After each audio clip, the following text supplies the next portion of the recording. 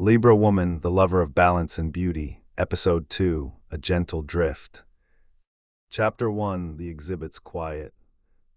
She went to the photography exhibit to remember how to look. After fire, the eye needs gentleness. After noise, silence becomes a balm.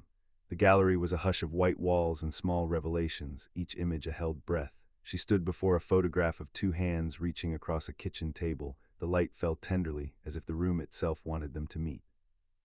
Late afternoon, winter, a voice said beside her. See how the window makes a second hand on the wood. He didn't crowd her. He pointed not at her body, but at the light. She followed his finger and saw the second hand he meant, a faint shadow extending from the palm to the table's grain.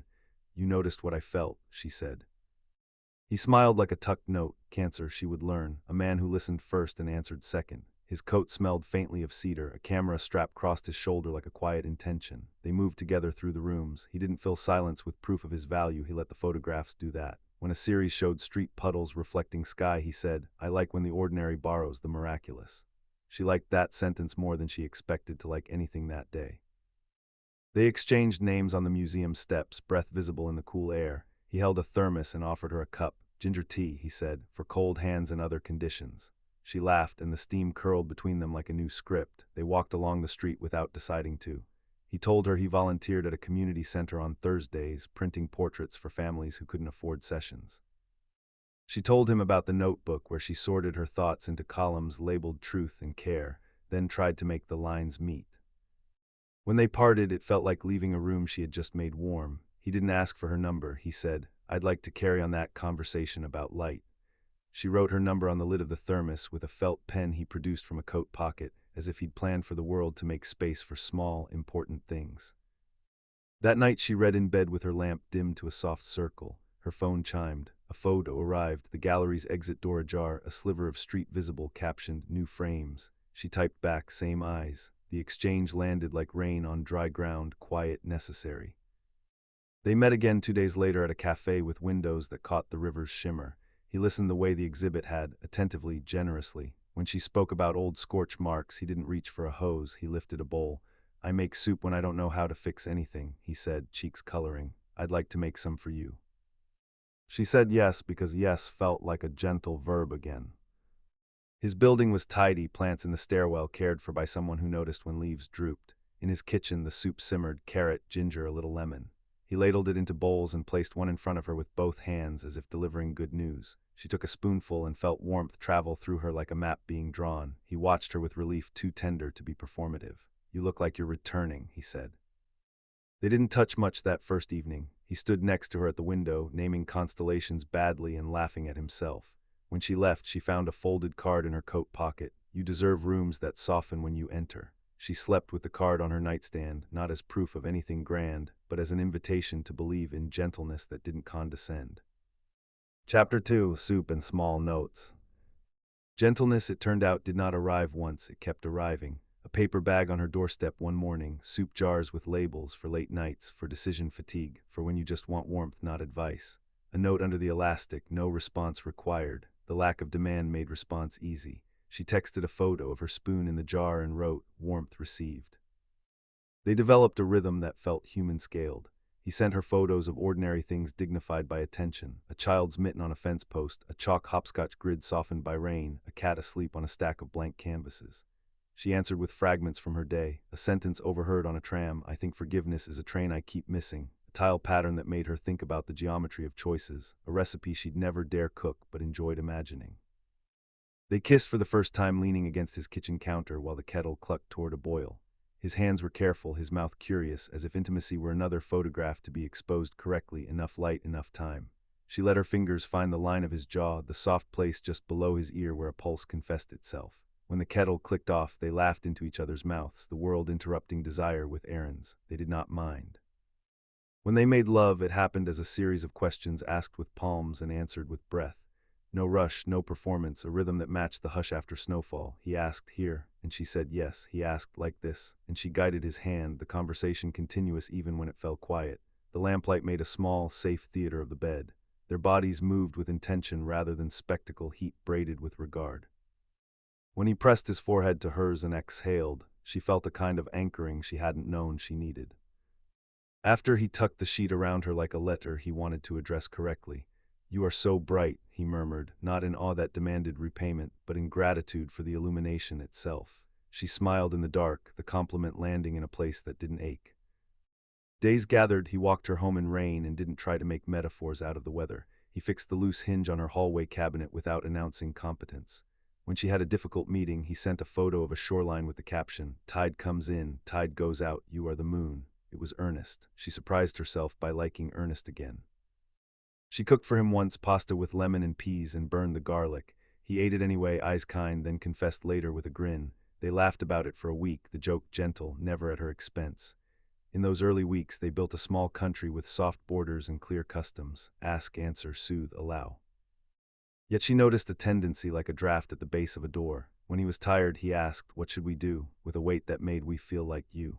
When a decision loomed, he deferred so quickly that her habit of balance shifted toward caretaking. She wanted to be a partner, not an airbag. She told herself to watch the draft before it became wind. Chapter 3: Tides and Dependence. She met his sister on a Sunday, the kind of person who hugged like a blanket and asked questions with interest rather than appetite. Over tea, his sister said quietly, "He loves deeply, sometimes too much at his own expense." She nodded, thinking, "At mine too, if I'm not careful." At the community center, she watched him photograph an elderly couple holding hands. He crouched to their level and asked for stories before asking for smiles. She admired his way with the world, the instinct to protect, the impulse to serve. But when they were alone, service sometimes shifted into need. He asked her to proofread emails, to choose between lenses, to decide their weekend plan, to reassure him after minor slights became weather systems. One evening, he arrived at her apartment with a bag of groceries and an apology for being late that grew into a catalog of self-reproach. "I'm always failing time," he said, sounding like rain at the window, sincere, constant. She touched his arm and said, "You're here, that's the point." He melted with relief that asked for another spoonful. She fed it to him gladly, and then again and again. They made love with the window cracked open to the night, city sounds turning into a soft metronome. His tenderness was a shelter she gladly entered, but afterward, when his head rested in the well of her shoulder, he asked, "Do you think I'm enough?" It was not a single question, it was a chorus seeking a choir. She answered truthfully, "Yes, and also you are not your doubts." He nodded, tears bright, and she held him as if holding were a profession. The next morning, she woke earlier than usual. In the kitchen, she found a note propped beside a fresh mug. "For the moments you shoulder the sky, I see you." Her chest ached with gratitude and a quiet fatigue that didn't match the hour. She began to notice how often she translated his anxieties into calm. When the printer jammed at the community center, he texted, "I'm failing everyone." She called, walked him through a fix, and stayed on the line afterward while he exhaled. When a friend canceled on him, he wrote, "Maybe I'm too much." She responded with a paragraph about schedules and kindness. She believed what she wrote. She also heard the pattern, soothing as structure, reassurance as ritual. Spontaneity, which once lived lightly in her, felt like a suitcase she stored on a high shelf. He preferred plans he could hold. She began making them. She chose films that wouldn't overwhelm him, restaurants that wouldn't be too loud, walks that kept to familiar streets. Care became curation, and curation became control, not because she desired power, but because anticipation felt kinder than surprise when someone's heart bruised easily. She missed the edge of the unplanned, the midnight tram to nowhere in particular, the detour down an alley that ended in a band playing for 10 people, the way wind sometimes dared you to laugh at it. She told herself there were seasons. This was a season of healing. Not all love needed to be a storm. Still, when she wrote in her notebook, the columns of truth and care refused to meet neatly. She began a third column, cost. Chapter 4: The Caretaker's Mirror. The shift was subtle, and then it was. At first, it was just sweet dependence, the way he asked if she liked his new jacket or whether the movie they'd chosen would make her smile. Then the questions multiplied. He began a text before she woke. "How should I reply to this? Is this shirt okay? Tell me I'll be fine today." Sweet requests singly, a tide collectively. She wanted to be generous. Generosity, however, has an hourly rate. She started to feel overbooked. The small things that once charmed her began to press faintly at the edges of her patience. He triple-checked his messages before sending, rewrote captions, sought reassurance about dinners, about silences, about the weather between them. Each inquiry was a pebble. Together they became weight. She tried to breathe under it, but the air was different, warmer, thicker, shared too closely. At dinner with friends, he squeezed her knee under the table whenever he grew uncertain, seeking anchor. She squeezed back until her hand felt like a dock more than a partner. When the check arrived, he hesitated, eyes flicking to her for judgment. She smiled, offered a decision. Later, brushing their teeth side by side, she saw their reflection, her shoulders slightly forward, his slightly leaned in. Care looks like that, she thought, so does caretaking. They talked about it to their credit. He never avoided conversation and she never withheld honesty.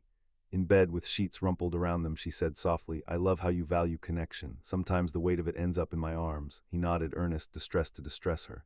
"I don't want to make you carry me," he said. "I just feel steadier near you." His honesty was a balm and a bind. She brushed his hair back, kissed his temple. "We can practice," she offered. "You can practice deciding without checking if I'll love you after." He promised, and she believed him. He always meant his promises in the moment he made them. For a time, effort showed. He chose a weekend plan, an afternoon ferry to a small island, a thermos of tea, a book to share aloud. They sat on a dock, feet skimming the water, and he read her a passage about shorelines, remembering every wave. "Like people," he'd said, tracing circles on her knee. She smiled, leaning her head against his shoulder. When he kissed her, it was with a kind of depth that didn't drown. Later, when they moved together, slow and sure, she felt a balance she wanted to believe could last. He touched her like someone studying a language and finally beginning to understand the verbs. But dependence is a habit as much as a condition. It returned on quiet cat feet. A cracked phone screen became a narrative of personal failure. A delayed reply from his boss became a story about worth. He cried in her arms more than she cried anywhere. She did not resent his tears. She resented how rarely hers found room. He filled space with apology, and she filled silence with soothing. Sometimes she wondered if the echo of comfort was the only conversation they were still fluent in. One evening she arrived at his place after a long day. He had laid out dinner on the coffee table, dumplings, cut fruit, a candle stub resurrected from 3 previous meals. "For you," he said, eyes hopeful. Gratitude bloomed. He often tried. They ate cross-legged, trading bites. He rested his head on her knee and asked, "How do we stay this gentle forever?" She thought of the suitcase on the shelf, of nights that once made room for surprise, of the part of her that loved being dazzled by the world rather than constantly managing it. "By letting each other breathe," she said, "by not making one person the air." He nodded, solemn, his gaze childlike in its devotion. Then he looked up and asked quietly, "Am I breathing wrong?" The question lodged in her chest. It wasn't need, it was fear disguised as tenderness. Later, she sat alone in his kitchen, tracing the rim of her teacup. The candle had guttered, leaving smoke that curled like an afterthought. She realized that even peace could be exhausting if it required constant tending. In her notebook that night she wrote, "Care is a river. I can cup it, drink it, swim in it. I cannot be the riverbed and the boat and the oar." She closed the book and, for the first time, let herself imagine what it might feel like to simply float. Chapter 5. Guilt's Soft Hands. Guilt arrived dressed as compassion. It stroked her hair and reminded her of his goodness. The soup, the notes, the way he checked her bike tires before a ride, the portraits he printed for free, the way he noticed when the barista looked tired and tipped extra. How could she fault a man whose instinct was nurture? How could she leave someone who had never raised his voice, who measured affection in small, earnest gestures rather than declarations? Guilt whispered that love built on tenderness deserved endurance, even when tenderness began to weigh more than it warmed. When she thought about leaving, guilt placed a hand on her sternum and said, "Be kinder." She listened. She stayed. She planned weekends around his capacity. She kept snacks in her bag in case his blood sugar dipped, and with it, his resilience.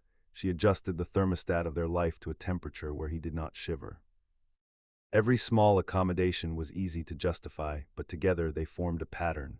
She was constantly tuning the room to his comfort, rarely noticing how her own warmth dimmed in the process. Intimacy remained tender. They made love like people who believed in repair. He worshipped her attention. She cherished his care. There were nights when bodies spoke without translating, when her back arched and his hands steadied, when breath braided and the room felt holy. In those moments, staying felt simple. His reverence could still melt her resolve. When he whispered her name like a promise, she almost believed that love could survive on gentleness alone. But mornings required choices measured in teaspoons. He asked where to place his anxiety. She offered her shoulder again. He apologized for needing. She apologized for pulling away. They performed the duet of two good people trying not to hurt each other and discovering that effort alone cannot erase misalignment. She wanted to feel equal in the choreography. Instead, she often found herself leading while pretending to follow. She missed spontaneity the way one misses a song from childhood, sudden, specific, sweet. Once on a windy evening she proposed an unplanned train to the coast. He paled at the thought of timetables and unknown hotels, and she heard herself pivot into logistics. The train became a movie, became a couch. They were cozy. Cozy was not a crime. She only wished cozy didn't always eclipse curiosity. Comfort was lovely, it just wasn't alive enough. Sometimes she caught herself glancing at other couples in cafes, their laughter spilling, their gestures uncalculated, and wondered when she had last surprised herself. Her days with him were kind but predictable, steady but muted. Even joy arrived softly, like a letter addressed in lowercase. Her friends noticed the dimming. "You are softer," one said, meaning it as praise. "You're quieter," another observed, not praising or condemning, just noticing. She shrugged. Balance sometimes looks like quiet from the outside. Inside, however, she felt the scale tipping toward caretaking's gravity. She smiled at dinner parties, offered polite stories, but inside her head she rehearsed a question she never asked aloud: when does care become a cage? She journaled about fairness to him, to herself. She listed his virtues like an accountant: kindness, steadiness, devotion, earnestness, hands that built frames and cooked soup. Then she listed what she missed: play, surprise, a partner who could buoy himself at least half the time. She drew 3 columns and titled them truth, care, cost. Under cost, the numbers started to climb. She didn't erase them this time, she let the ink dry. In bed that night, staring at the ceiling, she admitted to herself that she was staying partly because leaving would make him cry. Crying was not manipulation, it was truth, but her life could not be arranged to prevent a good man's sadness. The thought felt like betrayal. It also felt like oxygen. She rolled onto her side, away from him, and for the first time in weeks, her breathing matched her own rhythm rather than his. The guilt whispered one last time, "He loves you so well," and she answered silently, "Yes, but I have forgotten how to love myself here." The room stayed quiet, but something inside her began, very softly, to move again. Chapter 6: The Conversation That Held. They chose a Sunday afternoon because tenderness feels sturdier when daylight is present. They walked to a quiet park where children learned to ride scooters and adults learned to tell the truth without flinching. On a bench, they sat angled toward each other, knees almost touching, the air smelling faintly of cut grass and nearby rain. "I've been carrying this wrong," she began, no accusation, just a statement of weight. He looked at his hands and then at her face. "I know," he said, voice soft. "I can feel it when your smile has to work harder." Tears rimmed his eyes on cue. He did not manufacture them. They arrived because the heart was full. She took his hands. "You are good," she said. "You are careful with people, with me, and I have slowly become your shelter in a way that is unsafe for both of us." He flinched, not in anger, in recognition. "I keep asking you to hold the weather," he whispered. "I wanted to be your calm. I turned you into my climate." They spoke in turns, neither rushing to rescue the other from a sentence. He admitted to fear of abandonment, of disappointing someone who finally made him feel chosen. She admitted to fear of being unfair to a kind man, of mistaking guilt for love, of dimming her edges to avoid stirring the air. They let silence operate like a third speaker, an interpreter translating ache into clarity. When he reached for her, it wasn't to keep her, it was to touch a person he had loved well in many ways. She kissed his knuckles, that strange, humble part of the hand, and said, "I need room to be surprised again, to be met halfway, to not be the harbor and the lighthouse and the ship." He nodded, tears loosening. "You were too bright for me," he said, the words landing without self-loathing, only truth. "I kept wanting to live inside your light instead of tending my own." She cried then quietly, not because the sentence wounded, but because it honored what was. He wiped her cheek with the back of his finger, a gesture as intimate as any they'd made in bed. A child nearby laughed, wobbled on a scooter, kept going. They did not rush the ending. They sat together as the light shifted, as if letting the sky mark their decision would make it gentler to carry. He said, "I'm going to keep making soup for me." She smiled through tears. "And I'm going to take a train without checking the timetable twice." They walked back slowly. At her door, he kissed her forehead. "Thank you for the rooms you softened," he said. She touched his chest. "Thank you for the warmth you offered." Neither promised to stay friends. They promised to stay kind from a distance. Chapter 7: Packing Softly. Endings require logistics as much as feelings. She gathered the scarf he'd left on her chair, the mug that said "Darkroom" in chipped letters, the book of shoreline essays with a leaf pressed between pages. She wrapped them in brown paper and wrote his name like a wish for steadiness. He arrived with a box of her things: a hair clip, a pen from the cafe where they'd first lingered, a candle that smelled of fig and early evening. They did not linger long. The apartment looked different without him, less curated for calm, somehow taller. She put on music that moved like a slow river in opened windows. The air felt honest again. That night she cooked something with garlic and didn't worry about burning it. It came out right enough. She texted his sister to thank her for kindness and to say they had parted gently. His sister replied with a heart and the sentence, "You were good to each other until you weren't good for each other." She breathed easier reading it, permission written in a stranger's steadiness. Spontaneity returned like a bird that had been watching from a nearby tree, waiting for quiet. She took herself to a late film without reading reviews. She wandered into a tiny venue where a trio played jazz to 9 people and a sleeping dog. She bought flowers without planning a vase and let them lean casually in a pitcher. She rode a tram past her stop just to see where the route ended and got off in a neighborhood she didn't know, letting curiosity decide the next corner. She didn't banish softness. She kept the thermos and the habit of bringing soup to her own table when days frayed. She did, however, set a boundary inside herself. Care must be mutual, weight distributed, relief not always rooted through her palms. In her notebook, she adjusted the columns again. Truth and care shared more lines, cost lowered to numbers she knew how to afford. One evening, she found one last note tucked in a coat pocket she hadn't worn since winter. When you walk into a room, the light behaves better. She smiled, folded it, and placed it with other artifacts of a life well attempted. Not a talisman, not a tether, just proof that tenderness had happened and had not been enough. Chapter 8: A Gentle Drift Forward. Spring lifted the city's corners.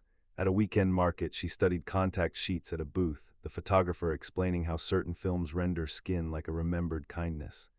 She bought a small print, Appear at Dawn, with one person standing at the end, not lonely, just looking. She pinned it above her desk. On a Sunday morning, she took a train on a whim. No destination grand, just a town with a riverside path and a bakery that sold warm buns dusted in sugar. On the path, she watched swans swing their long, deliberate necks. A breeze carried the smell of water and damp wood. She felt her own edges again, no longer oversmoothed by caretaking, no longer scorched by fire. Just edges, the kind that help you feel where you end and the world begins. Her phone buzzed, a message from him. I made soup for me. It tasted like trying. She typed back, I took a train without a plan. It tasted like air. A pause, then his reply, I'm glad. She believed he meant it. She did too. That evening, back in her apartment, she lit a candle and opened a fresh page. She wrote, not all soft love is right love. Some loves teach you how to hold without erasing yourself. Some teach you how to leave tenderly. Both are curriculum. She added, almost whimsically, next time ask to be surprised. She placed the pen down and stood by the window. Across the street, someone practiced piano, halting and then sure. She smiled at the sound of progress that doesn't rush. When her phone eventually rang with a new number, she didn't frame it as fate. She answered like a person who knows her altitude and expects to be met there. A voice asked about a photography talk later that week. She said yes because yes had become a door again, not a duty, not a rescue, a choice. She put on her coat, left the lamp on for her future self, and stepped into a city ready to be seen. Balance, finally, didn't mean staying still. It meant moving with care, with truth, with enough room for surprise to enter and sit down.